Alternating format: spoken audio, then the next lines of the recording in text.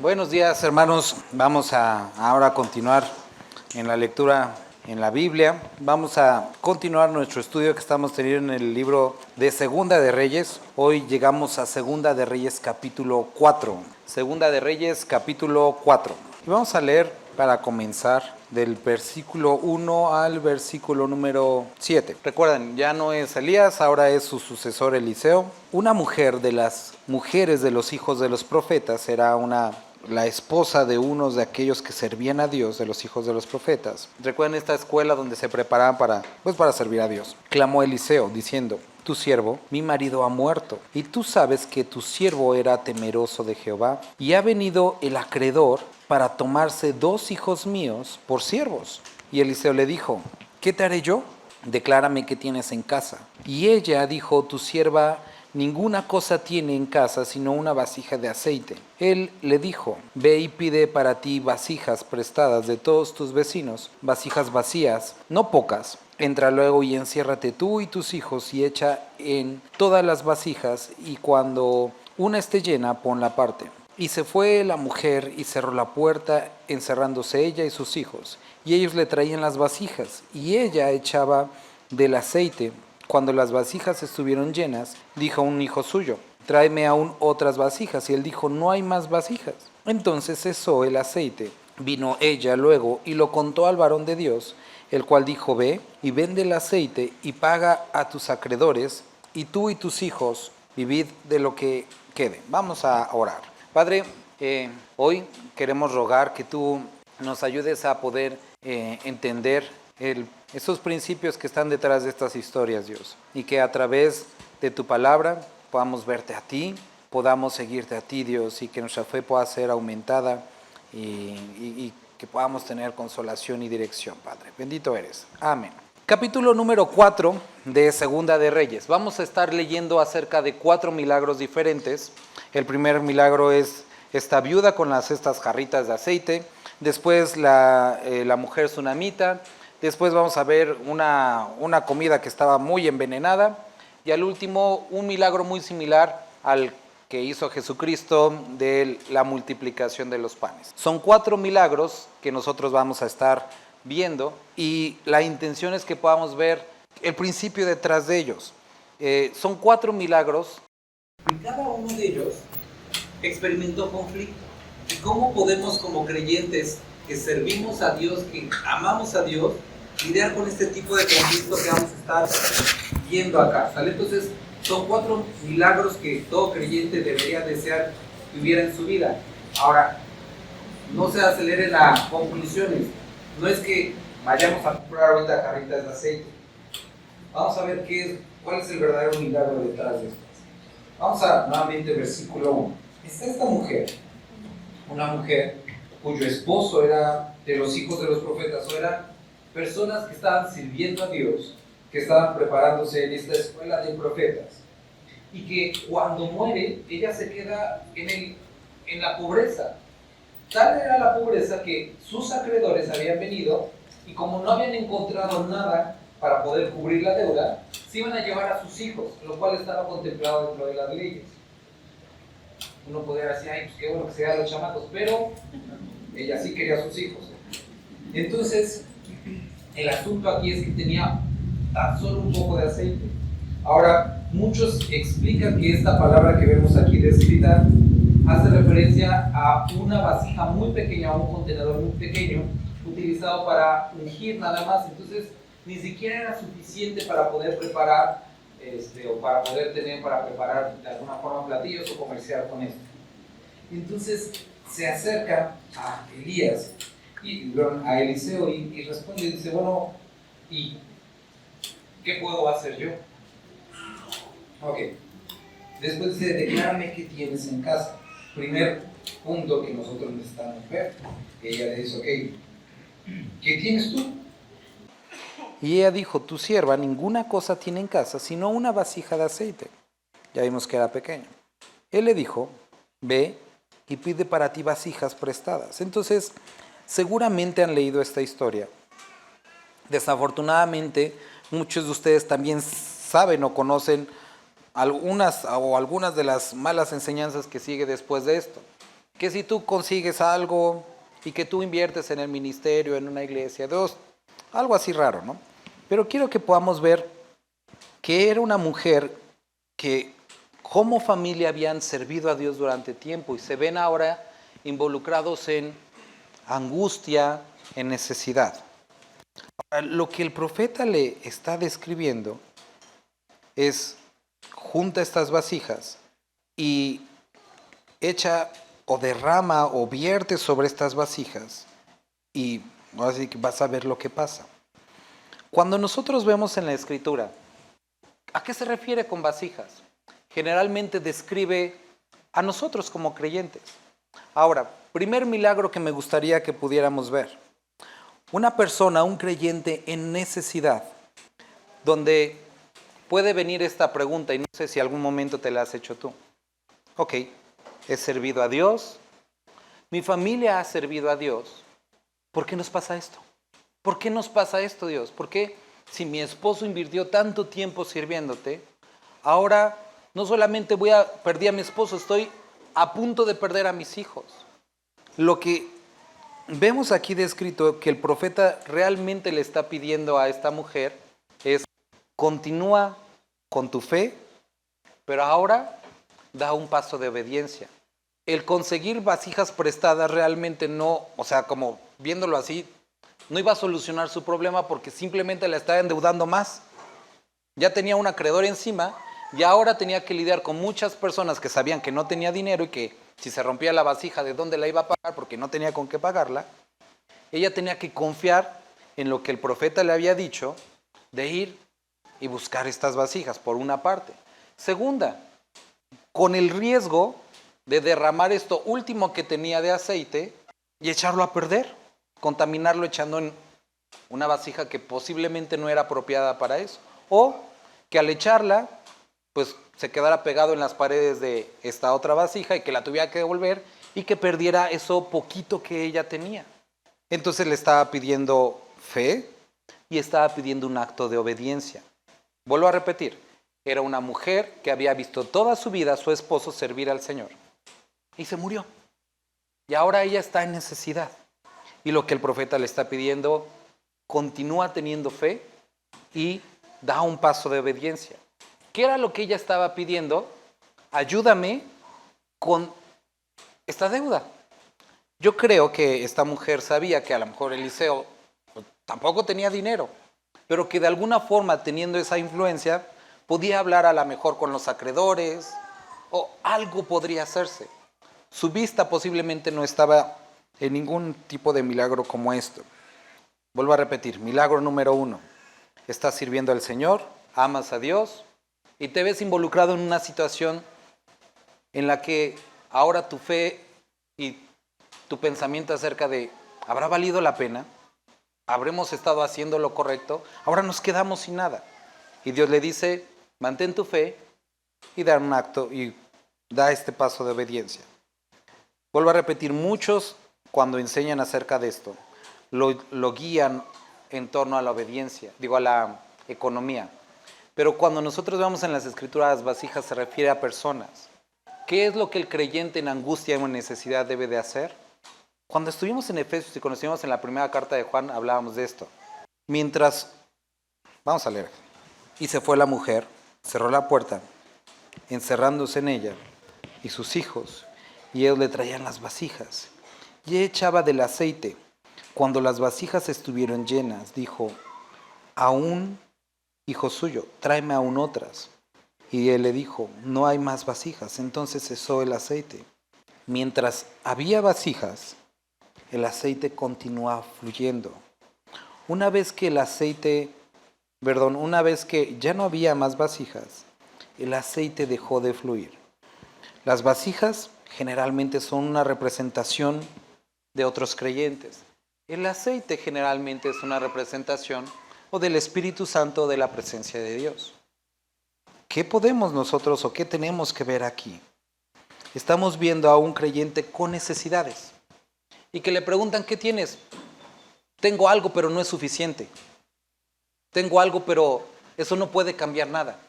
Y entonces se le pide que vierta sobre otras vasijas aquello poco que tiene.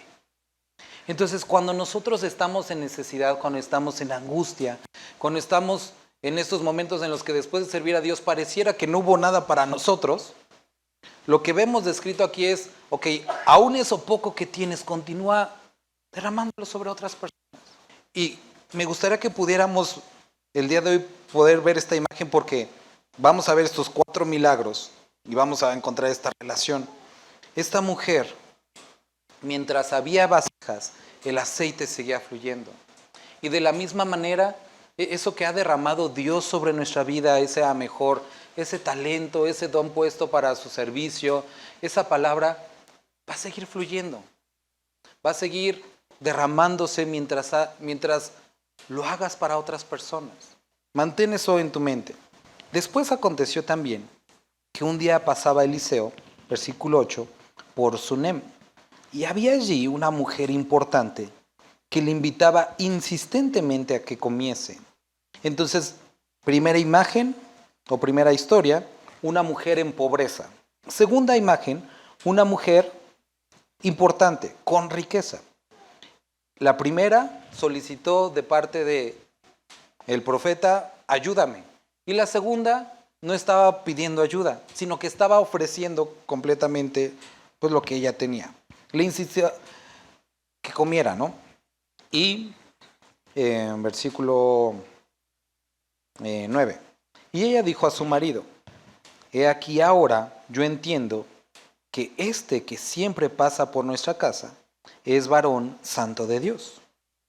Yo te ruego que hagamos un pequeño aposento de paredes y pongamos allí cama, mesa, silla y candelero, para que cuando Él viniere a nosotros, se quede Él. Ahora,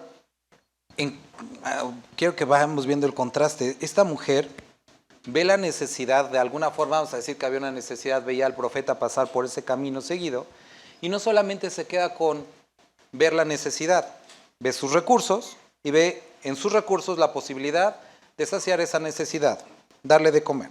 Después ve otra necesidad y ve sus recursos como la posibilidad de saciar esa necesidad. Vamos a construir un pequeño cuartito para que cuando pase el profeta por aquí pueda quedarse. Un cuarto, una cama, una mesa, una lámpara. Ahora, en la época no era poca cosa. Entonces eran personas con la capacidad económica para hacer esto, ¿no? Ahora, continuamos leyendo, versículo 11. Y aconteció que un día vino él por allí y se quedó en aquel aposento y allí durmió. Entonces dijo a Giesi, y aparece este nuevo personaje que era el criado y que de alguna forma podríamos pensar que en algún momento sería el sucesor de Eliseo. Llama a esta sunamita, y cuando la llamó vino ella delante de él. Dijo él entonces a Giesi, dile, he aquí, tú has estado solícita por nosotros con todo este esmero. ¿Qué quieres que haga por ti? ¿Necesitas que hable por ti al rey o al general del ejército? Entonces quería de alguna forma recompensar este buen acto que había tenido ella en específico, la familia hacia el profeta. Y ella respondió, yo habito en medio de mi pueblo. Entonces le dice, bueno, Eliseo, yo tengo mis conectes con el rey, con el general, ¿quieres, pues no sé, que te eche la mano con algo? Y dice, no, o sea, yo vivo aquí, ellos me conocen también, casi tú tienes palancas, yo también los conozco, no es por ahí, no necesito eso. Entonces, Eliseo continúa como viendo de qué forma pueden retribuir esto. Ok, y le dijo, ¿qué pues haremos por ella? Y Giesi respondió, he aquí que ella no tiene hijos, y su marido es viejo. Qué gacho por el marido, ¿no? Con esa idea nos quedamos aquí. Dijo entonces, llámala, y él la llamó, y ella se paró a la puerta. Ahora quiero que notes, en contraste con la primera historia, que la mujer viene solicitando algo, ella no pidió nada.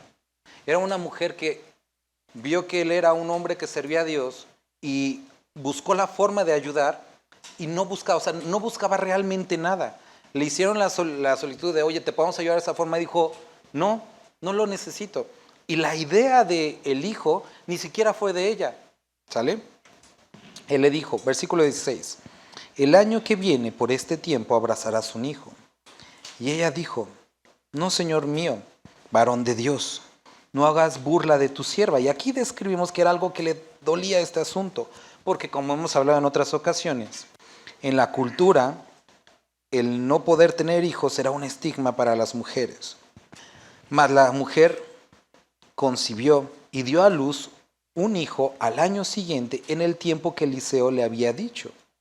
El niño creció, es decir, que pasaron ya varios años, pero aconteció un día que vino a su padre, que estaba con los segadores, y dijo a su padre, ¡ay, mi cabeza, mi cabeza!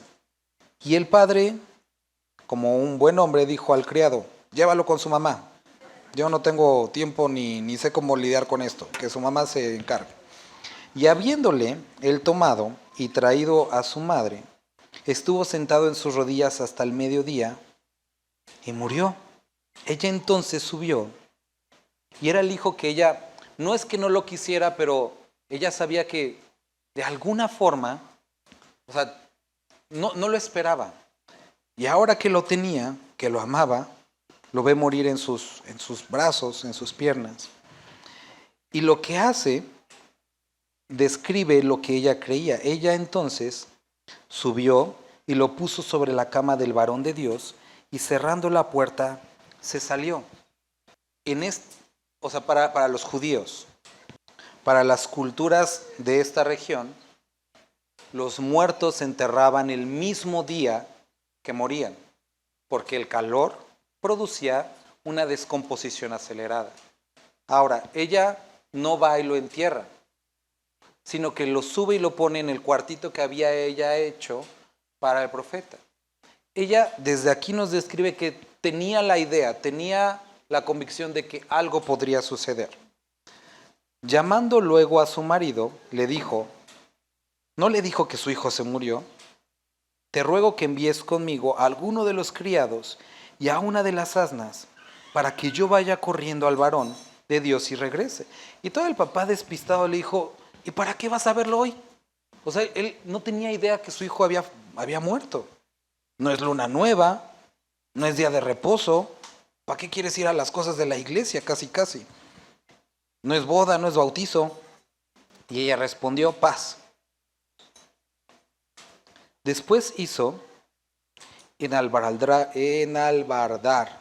el asna y dijo al criado, guía y anda y no me hagas detener en el camino, sino cuando yo te lo dijere. Partió pues y vino al varón de Dios al monte de Carmelo. Este recorrido era un recorrido de 18 horas, ida y vuelta, más o menos. Entonces, no era poca cosa el recorrido. Había dejado a su hijo muerto en casa. Y cuando el varón de Dios la vio de lejos, dijo a su criado Giesi, he aquí la tsunamita. Te ruego que vayas ahora corriendo a recibirla y le digas, ¿te va bien a ti? ¿Le va bien a tu marido y a tu hijo? Eso quiere decir que Eliseo no sabía, ¿sí? Y ella, ¿qué dijo? Me dijo, bien. Su esposo le dijo, ¿para qué quieres ir? Y ella dice, paz, todo está bien. Viene el criado de Eliseo y le pregunta, oye, ¿cómo está todo? ¿Cómo está tu hijo? ¿Cómo está tu esposo? Todo está bien. No estaba bien el asunto. Su hijo estaba muerto.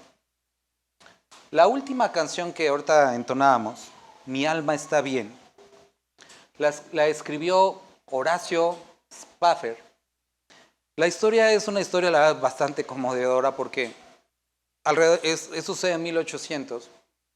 Era un hombre de negocios en Estados Unidos y muere su hijo. Después de que muere su hijo a los 3 años, sucede un gran incendio y muchas de sus propiedades se queman y se quedan casi en la pobreza. Entonces él toma la decisión de mandar a su familia, a sus 4 hijas que le restaban y a su esposa de regreso a Inglaterra. En el viaje de regreso a Inglaterra, el barco en el que iba su familia se hunde y 4 de sus hijas mueren. rescatan a su esposa y su esposa, llegando a Inglaterra, manda un mensaje y que él describe en el relato solamente 2 palabras: a salvo, pero sola. Entonces él toma un barco hacia Inglaterra y de camino a Inglaterra llega exactamente al lugar donde el otro barco se había hundido. Y la historia describe que salió a cubierta y así como cantábamos cuando las olas, cuando el mar ruja, dice: yo puedo decir, está bien con mi alma. Él había estado leyendo, él describe esta misma historia de la tsunamita, cuando a pesar de que había servido a Dios, que había puesto de lo que ella tenía para el servicio a Dios, sus propiedades, se encuentra él y se encuentra ella con que aquella recompensa a su servicio había sido tomada. Y esta mujer, cuando le preguntan las personas: oye, ¿cómo está todo? Está bien. Horacio escribe este himno que se vuelve un himno muy famoso durante muchos años. A lo mejor algunos de ustedes no lo conocían ahorita que lo cantamos, pero describe un principio sumamente importante: que el creyente pueda llegar al punto de acercarse a Dios en medio de necesidad y decir: esto está bien con mi alma está bien con esto. Esto es un conflicto grande con nuestra cultura cristiana, donde todo está enfocado y dirigido a reclamar, a demandar, a pedir y a, de alguna forma, buscar esclavizar a Dios hacia nuestros propios propósitos. ¿Eso quiere decir que no pidamos? Por supuesto que no. ¿Eso quiere decir que no exposamos nuestras necesidades? Por supuesto que no. Leíamos hace un par de meses, cuando terminábamos Marcos, en este modelo Jesús presentando un clamor desde dentro de su corazón diciendo: Padre, si puede pasar de mí esta copa. Y no es porque Jesucristo se hubiera arrepentido, pero quería modelar cómo un creyente en necesidad puede exponer su necesidad delante del Padre, su deseo más profundo, pero que la consecuencia de esta oración y la cercanía a Dios debe de llevar al creyente a poder decir: está bien con mi alma esto. Esto es algo que este capítulo está presentándonos. Personas que sirvieron a Dios, personas que amaban a Dios. En el primer caso se quedó sin nada y en el segundo caso dio mucho y obtuvo una recompensa por eso. Obtuvo una gran recompensa, pero que de alguna forma le fue quitado. Y este es, podría decir que uno de los segundos milagros, por usar una palabra, cuando un creyente puede encontrar en Dios tanta satisfacción que puede llegar al punto de decir: esto que ha venido a mi vida está bien con mi alma. Mi alma está bien con esto. Quiero que puedan ver que le pregunta a su esposo. Le pregunta el siervo del profeta. Pero cuando se acerca a Eliseo, y quiero que podamos notar que en la época el profeta era aquel que hablaba de parte de Dios, o esta persona como intercesor entre, de alguna forma una figura entre lo que Dios decía y el pueblo, que ahora, en este tiempo, ese es Jesucristo. Entonces lleva su plegaria, su necesidad a la persona indicada. Entonces, versículo número 27. Luego que llegó a donde estaba el varón de Dios en el monte, se asió de sus pies y se acercó Giezi para quitarla. Pero el varón de Dios le dijo: déjala, porque su alma está en amargura. Y Jehová me ha encubierto el motivo y no me lo ha revelado. 2 cosas que me gustaría que consideraran en este versículo. Número 1, esta mujer quería que Eliseo escuchara de su propia boca su necesidad y no a través de terceros, no a través del siervo, no a través de otros, sino que fuera Eliseo escuchando de su propia boca, escuchando sus necesidades. Muchos en ocasiones dicen: hermano, ¿podrías pedirle a Dios esto? Y por supuesto que podemos hacer eso. Pero Dios quiere escuchar de ti, de tu propia boca, tus necesidades, tu clamor. Y Él es misericordioso para poder no solamente escuchar, sino responder a tus necesidades. Segunda cosa que necesitamos notar, ahora viendo Eliseo, ¿cuántos errores, conflictos y cuántas cosas hubiera evitado la iglesia si hombres de Dios y mujeres de Dios honestos pudieran decir esto cuando no saben algo? Me gustaría saber lo que tienes, me gustaría darte una palabra, pero Dios me lo ha encubierto, no sé.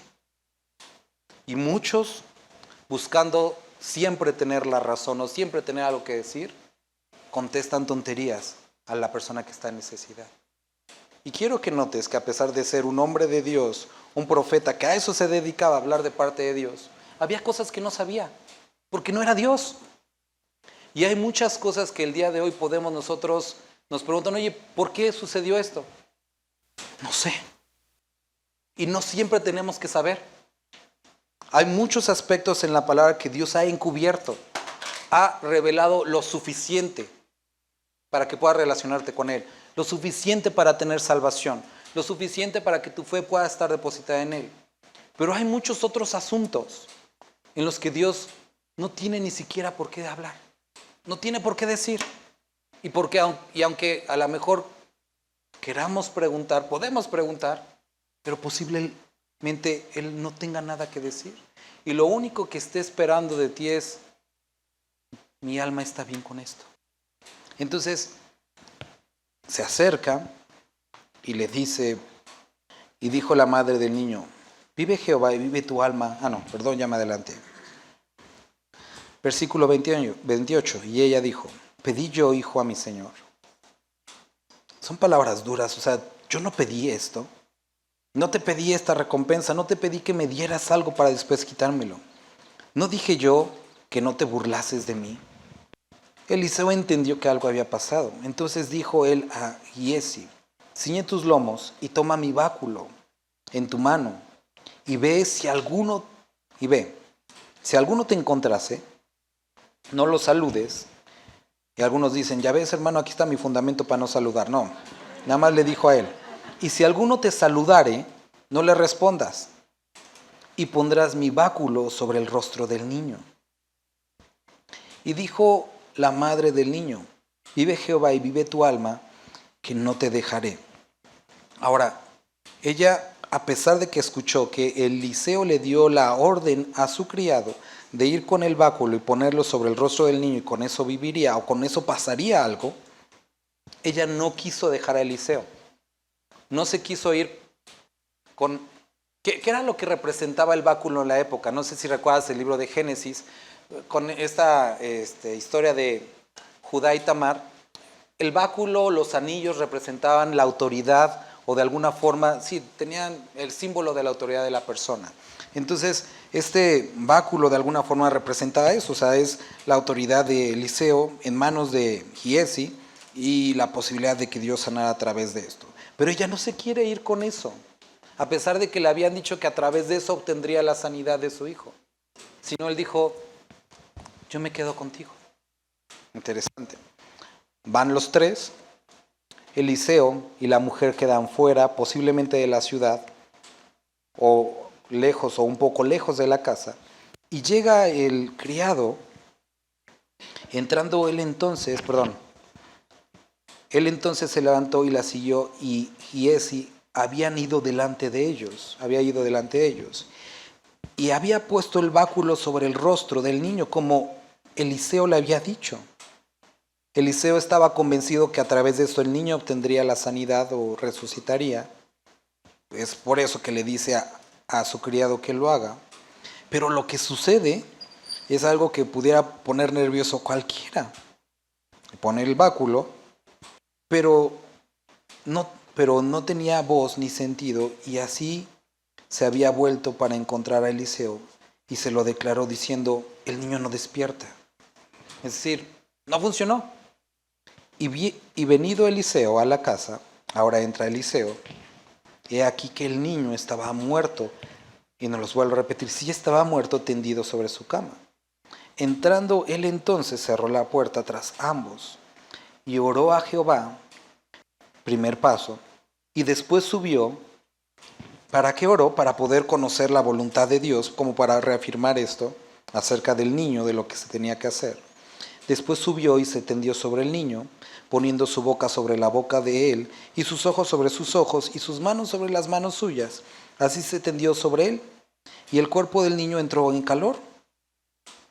Volviéndose luego, se paseó por la casa, es decir que haciendo eso simplemente como se puso calientito el cuerpo, pero no pasó nada, y entonces empezó a pasear sobre la casa de un lado a otro, y lo que sucedió es que, versículo 35, y se tendió sobre él nuevamente, y el niño estornudó 7 veces y abrió sus ojos. Entonces llamó él a Giesi y le dijo, llama a esta tsunamita. Y él la llamó, y entrando ella le dijo, toma a tu hijo. Y así que ella entró, se echó a sus pies y se inclinó a tierra, y después tomó a su hijo y salió. Uno de los grandes errores cuando leemos descripciones o historias como estas es buscar en esto métodos o pasos a seguir, cuando nunca fue pensado para que se hiciera esto. Es por eso que Jesucristo, cuando lo vemos en los evangelios, Él actúa sobre la vida de las personas trayendo sanidad de maneras diferentes. Había personas que les decía, ve, ya la persona está sana. Había personas sobre las cuales oraba. Habría personas sobre las cuales ponía la mano. Habría personas sobre las cuales escupió y hizo barro. Actuaba de formas diferentes porque no era el método o la serie de pasos, era Dios actuando. De la misma manera, cuando nosotros vemos la necesidad de esta primera persona, el método para salir de la necesidad no es por pedir prestada más cosas, es Dios actuando a través de la obediencia de las personas. Siguiente, el método, estarán de acuerdo conmigo que es bastante raro. Cuando alguien está enfermo, imagínense, está nuestro hermano Damián enfermo, no vamos a acostar aquí, nos vamos a poner encima, porque si no igual me pega la tos. El asunto es que nosotros veamos qué es lo que estaba sucediendo detrás de esto. Eran personas, vuelvo a repetir, que servían a Dios y que sirviendo a Dios se encontraron en necesidad. Aspecto número uno, no, otro, siempre digo números unos, muchos números unos, pero otro número uno que necesitamos notar. Como personas que servimos a Dios y que amamos a Dios, vamos a tener dificultades. Vamos a tener dificultades, enfermedades, necesidades, dolores, lágrimas va a haber. ¿Quiere decir que hemos abandonado a Dios? ¿O que Dios esté enojado con nosotros? No, no necesariamente. ¿Jesucristo lloró? Sí. ¿Jesucristo padeció? Sí. Y Él escribió, ningún siervo es mayor que su Señor. Ninguno. ¿Vamos a tener enfermedad? ¿Dolencia? Sí. Pero Efesios nos dice que nos pongamos toda la armadura del Señor para que cuando venga el día malo, porque va a venir, estemos firmes. Ahora, ¿qué es lo que nosotros podemos ver primero? ¿Estás en necesidad? ¿Estás en angustia? Continúa derramando sobre la vida de los demás ese mismo espíritu que Dios ha derramado. Esos talentos, esa palabra, tú continúa haciendo lo que Dios te ha pedido. Y mientras tú continúes haciéndolo, va a seguir fluyendo. Siguiente asunto. Esta mujer tenía recursos, tenía propiedades, las puso al servicio del Señor. ¿Hubo una recompensa? Hubo una recompensa. ¿Dios recompensa? Por supuesto que lo hace. ¿Dios puede quitar la recompensa? También puede hacerlo. ¿Cuál era el propósito? Había un propósito para ella y había un propósito para nosotros. Para que nosotros el día de hoy pudiéramos leer esta historia y que nuestra fe pudiera ser aumentada. Número uno aquí, otro número uno.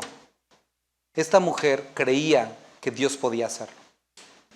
Tanto así fue que dejó a su hijo y emprendió un viaje de 18 horas ¿Quiere decir que únicamente por creer así va a suceder?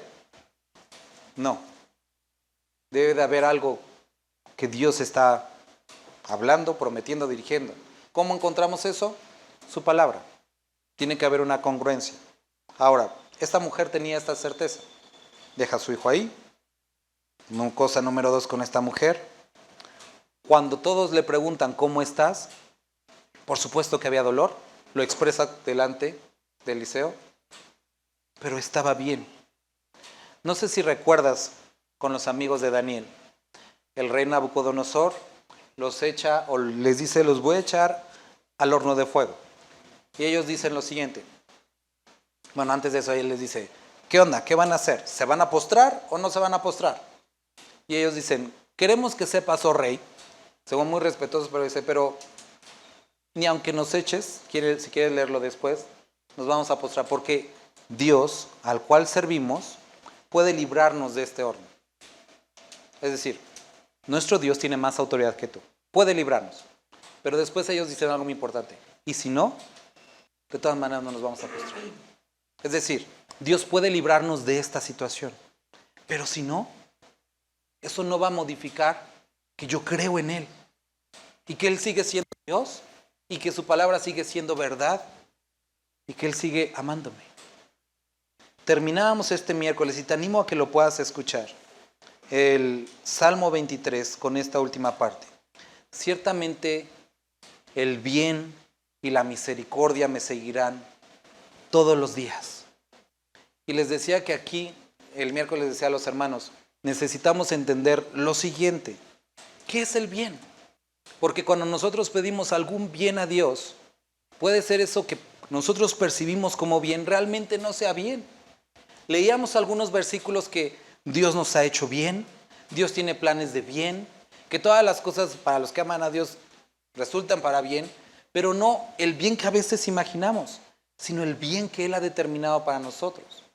Y decíamos, y llegábamos a la conclusión, que Dios es un Dios de bien y que podamos tener la certeza de que ese bien nos va a seguir. La misericordia, veíamos que era la causa de ese bien, que Él tiene misericordia sobre nosotros. Y de esta forma, y por eso, podamos decir y descansar, está bien esto con mi alma, porque tus planes son buenos y son perfectos para mí. Continuamos leyendo. Le entrega a su hijo. Aquí quería comentarles otro aspecto interesante. Esta mujer creía, estaba convencida de que Dios iba a hacer algo y Dios lo hizo. Pero hubo, vamos a llamar, una forma particular en la que sucedió.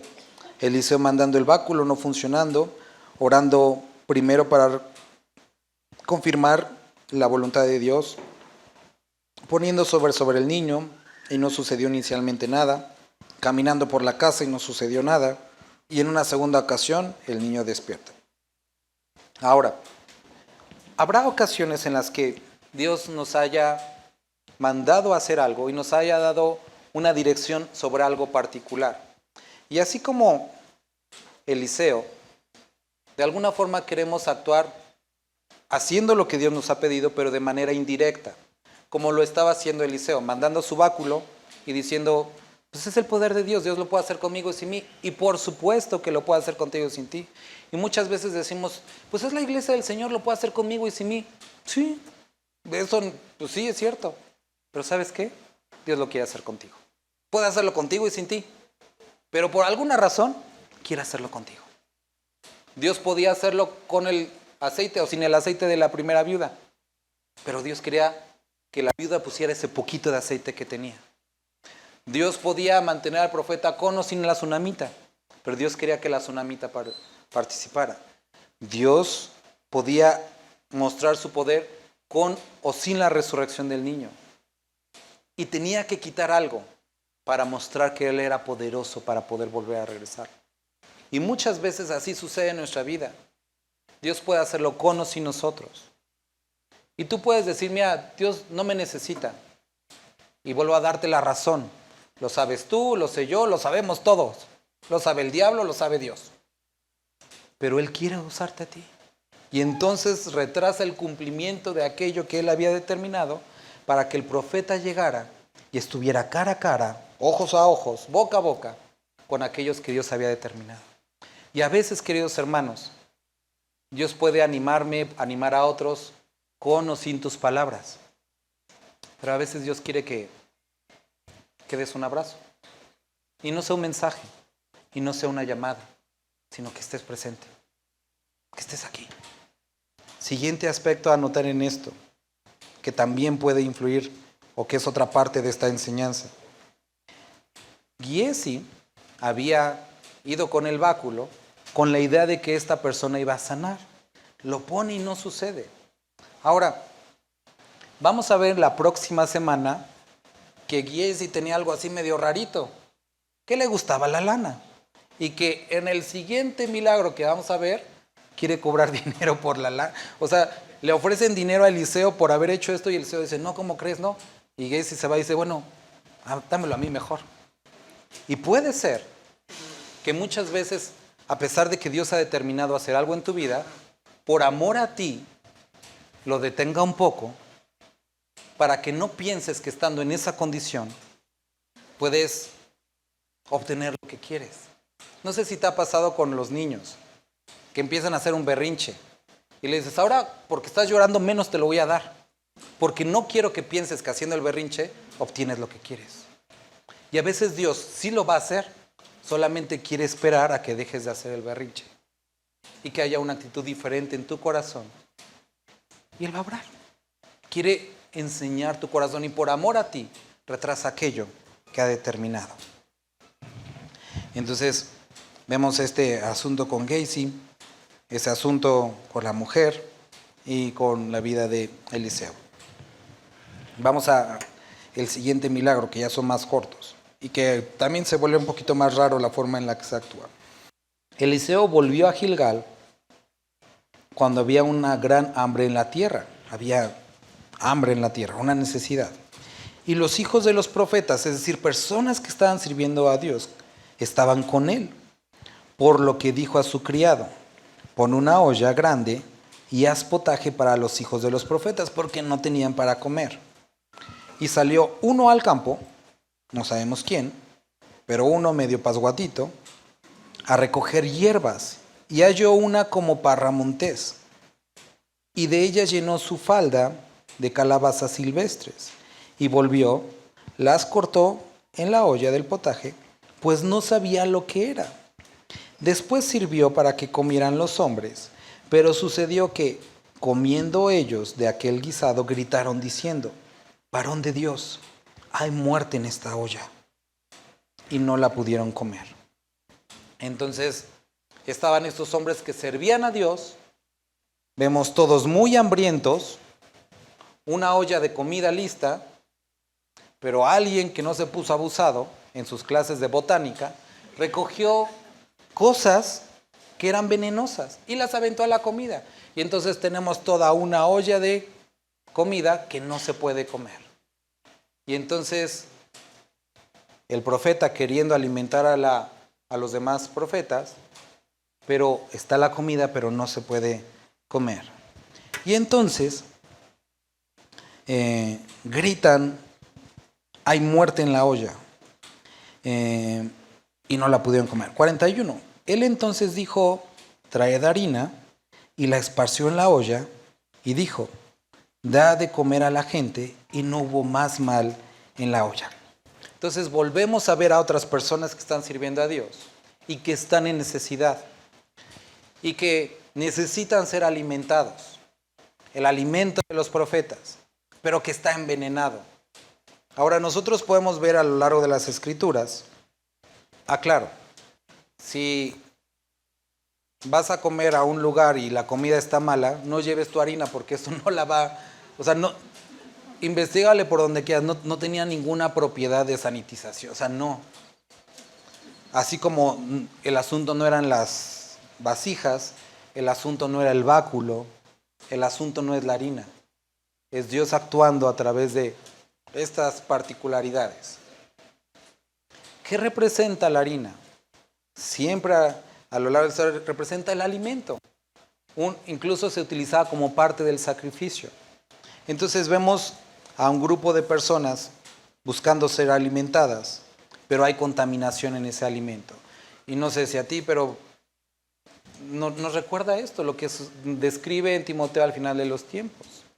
La dilución de la palabra. Aquellos que por ganancia, por deshonestidad, utilizan la palabra como fuente de ganancia y estos mensajes contaminados, y los menciona Timoteo como doctrina de demonios. Es decir, vemos aquí a personas que necesitan ser alimentadas, pero el alimento está contaminado. Y unos no se dan cuenta del veneno y se lo iban a echar. Pero otros, más ejercitados, se dan cuenta de que hay muerte en la olla. Y gritan, varón de Dios. Le estaba diciendo a mi esposa que Spurgeon hace referencia a este pasaje y dice lo siguiente. Posiblemente, no digo yo, bueno, lo decía él, ¿no? Dice, posiblemente de los que estamos, los que estamos aquí, habrá quienes por el pecado y su carnalidad, sus sentidos han sido nublados y están dispuestos a comer y tragar el veneno del mundo. Y su fin va a ser la muerte. Y decía Spurgeon, pero espero que por el ejercicio en la palabra y su comunión con Dios, sean capaces de voltear a ver al mundo y decir, varón, hay muerte en la olla. Y que busquen a Dios y que Dios cambie la muerte por la vida. Y creo que podemos ver una buena representación de aquello con lo que nos estamos alimentando. Y no estoy hablando de las azúcares y químicos y todo eso. Estoy hablando de aquello que escuchamos día a día. Vemos primero a unas personas que servían a Dios y quedaron en desamparo. Una persona que dio a Dios y que experimentó la pérdida. Y aquí una persona que buscaba a Dios y que se enfrentó con contaminación en su propia vida. Y que, habiéndose dado cuenta de la contaminación, clamaron a aquel que podía hacer algo. Ruego a Dios que, si te das cuenta que hay contaminación en tu vida, puedas clamar a Dios. Y que cambie ese veneno que conduce a la muerte por vida. Y entonces echaron esa última, la harina, y dice, no hubo más mal en la olla. Y que también tengas la capacidad para creer en aquel que da vida y que cuando te diga, eres nueva criatura, creas que eres nueva criatura. Última milagro. Vino entonces un hombre de Baal Salisa, no Baal Salsita, sino Baal Salisa, el cual trajo al varón de Dios panes de primicia. Y ahora, el milagro, bueno, vamos a ver que esta historia no tiene tanto que ver con otras personas, sino con algo que habían traído aquel que servía a Dios. Entonces, viene alguien y le trae a Eliseo panes de primicias, 20 panes de cebada y trigo nuevo en su espiga, haciéndolo ver o de alguna forma dándole el respeto o el cuidado que el pueblo daba hacia los sacerdotes, pero ahora era hacia Eliseo. Y él dijo, da a la gente para que coma. Y respondió su sirviente, Giezi, ¿cómo pondré esto delante de 100 hombres? No, Eliseo, mejor no los comamos nosotros. Acuérdate lo de menos burros, más solotes, ¿no?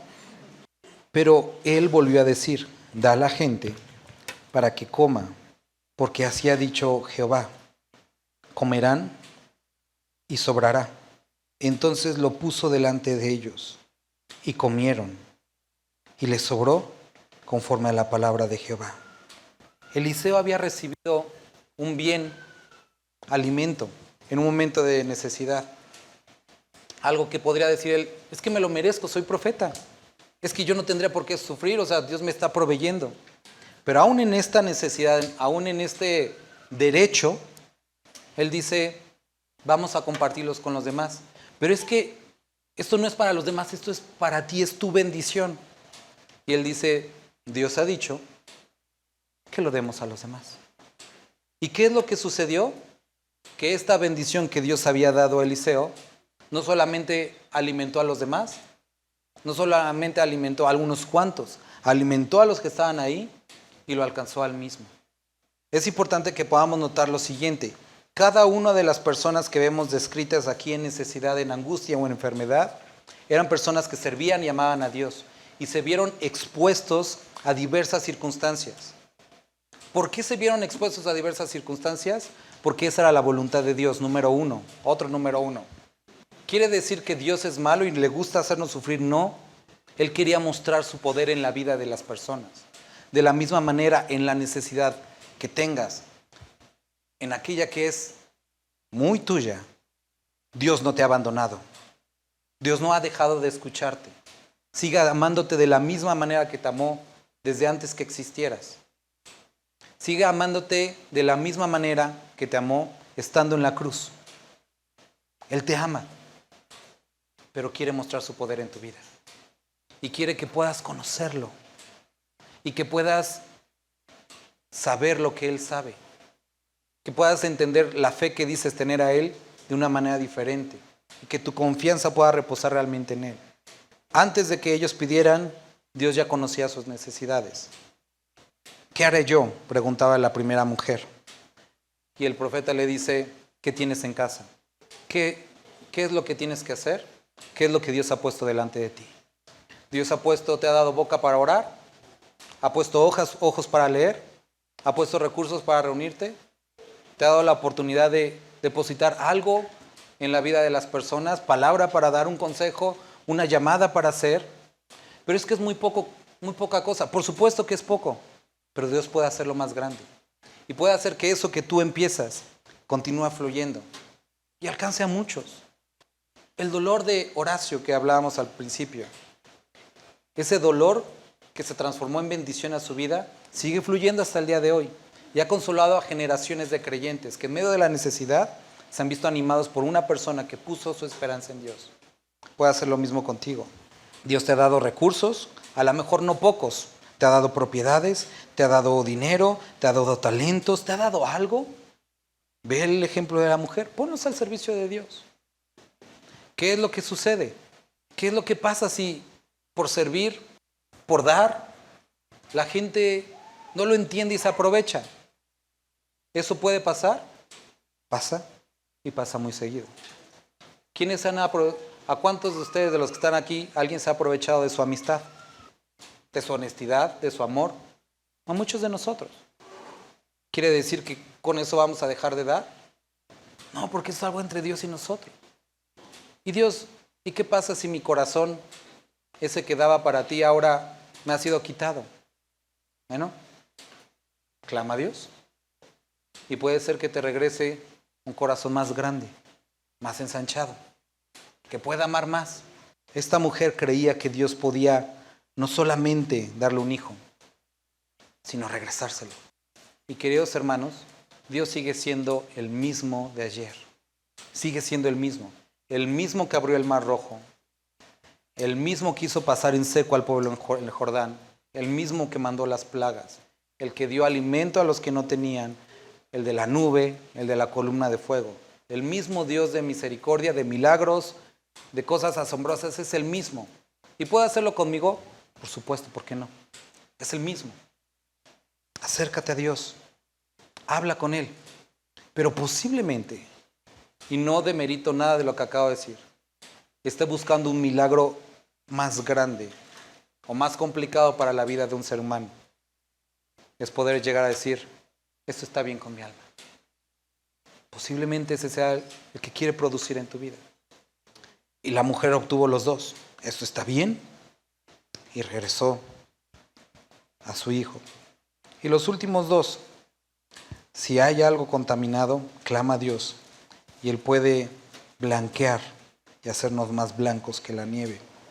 Y si Dios te ha dado algo, aunque sea poco, si Dios te ha permitido participar en algo, aunque sea poco, Dios puede hacerlo sin ti, por supuesto.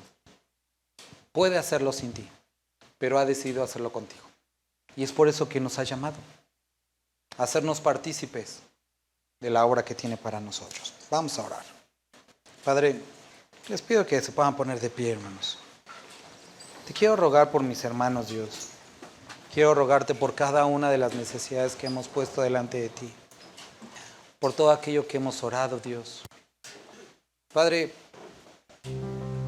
sabemos que no hay nada imposible para ti. Y que tampoco no hay petición ni grande ni chica. No hay necesidad grande, apremiante o menospreciable delante de tus ojos. Entiendes el dolor. Entiendes la necesidad, Dios. Y hoy podemos tener la certeza que el bien y la misericordia de Jehová nos van a seguir todos los días.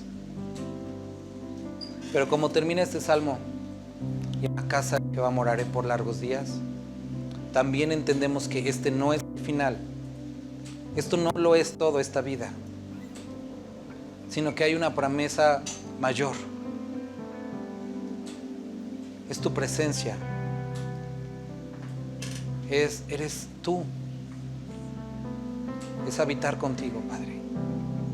Y a esa promesa nos aferramos. Y por esa promesa puesta delante de nosotros, teniendo al autor y consumador de nuestra fe, es que podemos caminar. Y Padre, te ruego que todos los que estamos aquí, mientras llega ese momento, podamos descansar en tu misericordiosa y amorosa voluntad. Y que lo que tengas determinado para nuestra vida, mostrar enormemente tu poder transformando nuestras circunstancias, o mostrando tu poder transformando nuestro corazón, o haciendo ambas, o simplemente sorprendiéndote, Padre, que podamos decir, eso está bien con mi alma. Y que podamos vivir en gozo, descansando en que tú vas a obrar y vas a superar nuestras expectativas. Nuestra solución nunca va a ser ni tantito cercana a los grandes planes que tú tienes, Padre. Te alabamos, Señor. Bendito eres. Amén.